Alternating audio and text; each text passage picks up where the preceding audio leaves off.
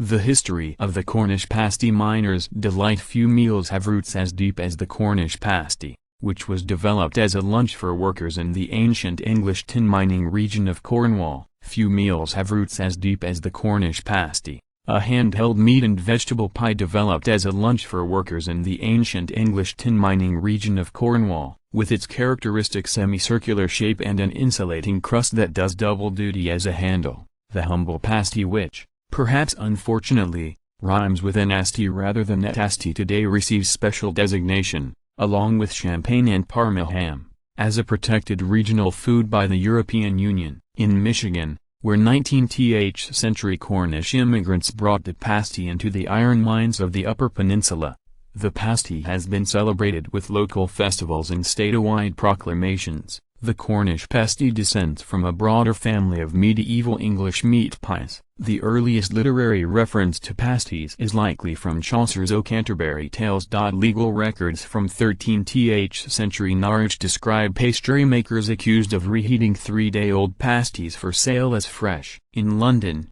a 1350 regulation barred cooks on pain of imprisonment from charging more than a penny for putting a rabbit in a pasty. These pasties, and the alleged venison pasty 1660s London diarist Samuel Pepys suspected was actually beef, were little more than cuts of meat wrapped in pastry dough. By then the Cornish pasty made from chipped beef, potatoes, sweets, rutabagas, and onions had already taken its place in Cornwall's regional cuisine. The Cornish pasty was a food for families, fishermen and farmers, but it shone in the closed-in darkness of Cornwall's mines. Tin had been gathered in Cornwall first from rivers and then from ever deeper pits and shafts since prehistoric times. In ancient Europe, Cornish tin was likely traded via intermediaries with the Phoenicians, who controlled the Mediterranean trade of the metal. Mining continued throughout the Roman and medieval eras and into the early modern period. For Cornish men and boys heading underground, the pasty amounted to a highly efficient food, self-contained, self-insulated and packed with calories. The thick semicircular edge of the crust could be monogrammed with carved dough initials or toothpick codes to make sure each man and boy took the right pasty as he headed to the mines. The rope-like crust had an additional virtue. Miners' hands were often covered with arsenic-laden dust, so the crust could function as a disposable handle. The Cornish pasty arrived in Michigan's Upper Peninsula, UP, in the 1840s. Just a few years after Michigan's present-day boundaries were carved out of the former Northwest Territory. Adventurers crossed the Straits of Mackinac to the isolated UP to prospect for minerals,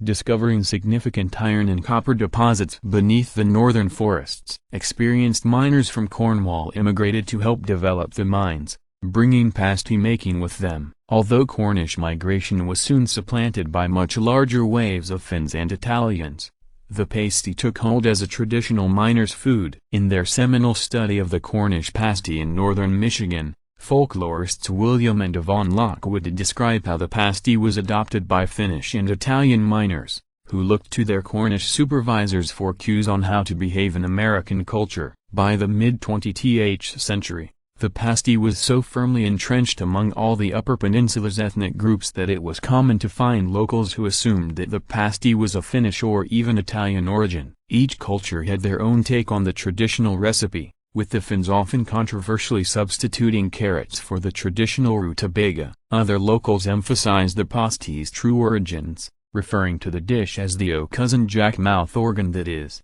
a Cornishman's harmonica. After the 1957 Mackinac Bridge opened the Upper Peninsula for tourism from southern Michigan, the pasty shifted from being a food mainly cooked at home by UP locals, known as Oupers, to one sold at restaurants to visitors from southern Michigan and beyond, playfully derided as O-fudgies for their preferred dessert. In a moment of Ouper fudgy unity, Gov. George Romney declared May 24, 1968 to be the first statewide Michigan Pasty Day. Today in Michigan and in Cornwall you can find pasties with all sorts of fillings, but since 2011 the European Union's rules for what constitutes a true Cornish pasty have been much more restrictive. To be a Cornish pasty, you must have potato, sweet, onion and beef, with the filling containing at least 25% vegetables and at least 12.5% meat. Most importantly, The pasty must be made in Cornwall. Cornish tradition,